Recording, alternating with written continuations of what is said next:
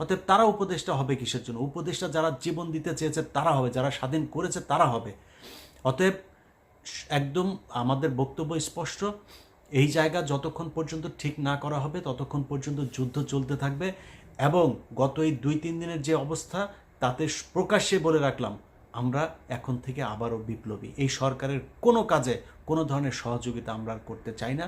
আমরা সব কিছুতে তাদের বিরোধিতা করতে চাই, যতক্ষণ পর্যন্ত না এই উপদেষ্টা ফারুকী, বশির সহ যারা আওয়ামী লেসপেন্সার যারা আছে তাদেরকে বাদ দিতে হবে, এবং ছাত্রদেরকে ডক্টর কনক সারোয়ারে, পিনাকি সহ ছাত্রদের থেকে কয়েকজন প্রতিনিধিকে সেখানে নিতে হবে, এবং মাহফুজ আলমকে আবার ফের প্রধানমন্ত্রীর বিশেষ সহকারী হিসেবেই নিতে হবে, এবং নাহিদ এবং আসিফ তাদেরকে আরও ক্ষমতা দিতে হবে, তারা যেন সংখ্যা লঘু হয়ে না থাকে। আসিফকে আমরা দেখেছি একমাত্র সবচাইতে বেশি তিনি ভোকাল ছিলেন এই শেখ মুজিবের ছবি টবি এগুলো সরানোর ব্যাপারে। তাকে কর্নার করে রাখা হয়েছে। তাকে আরও ক্ষমতা যেই সব ইয়েগুলোতে আছে, সেটা হতে পারে স্বরাষ্ট্র, হতে পারে অন্য এই ধরনের প্রভাবশালী কোনো একটা ইয়েতে তাকে দিতে হবে। আগেই বলেছি যে এদেরকে দিয়ে যদি মনে করেন এদের হয়তো অভিজ্ঞতা নাই, অভিজ্ঞতার জন্য পাশে তাদের ইয়ে থাকুক, কিন্তু মূল পদে তাদেরকেই থাকতে হবে। এটা আমাদের বক্তব্য। এবং আমি হাসনাত এবং ঝার্জিস তারা যে আন্দোলনের ডাক দিয়েছে, আবারও সে আন্দোলনের সাথে একাত্মতা ঘোষণা করছি, এবং বাংলাদেশের মানুষের কাছে আমাদের অনুরোধ থাকবে, তারা যখন যেটার ব্যাপারে আপনাদেরকে বলবে, আপনারা বাংলাদেশের জনগণ তাদের পাশে থাকবেন, কারণ আপনাদের সরকার এটা না।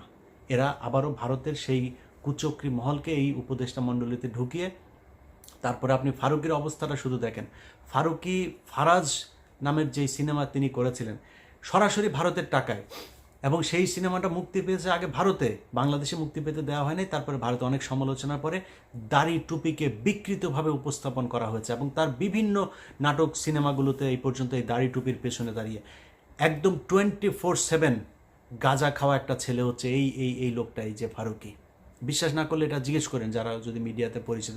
24/7 গাজার উপরে থাকে, এবং বিকৃত যৌনাচার এই ব্যক্তি সরাসরি লেসবিয়ান, তারপরে গে এগুলোকে প্রমোট করেন, এবং তার বিভিন্ন নাটক সিনেমাতেও এগুলো তিনি প্রমোট করে থাকেন। পরকীয়া থেকে শুরু করে যত ধরনের অসামাজিক কার্যকলাপ, বিকৃত রুচি, বিকৃত কথাবার্তা, বিকৃত গালি এই নাটকের মধ্যে প্রমোট করা ব্যক্তি হচ্ছে এই ব্যক্তি।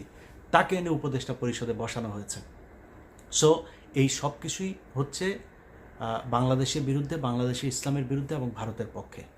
তবে আপনাদেরকে এই যুদ্ধে, যেটা আগেও আমরা জানি যে স্বাধীনতা অর্জনের চেয়ে রক্ষা করা কঠিন, আমার মনে হয় রক্ষা করা সেই কঠিন যুদ্ধটাতে আপনাদেরকে প্রস্তুত থাকতে হবে। আল্লাহ হাফেজ।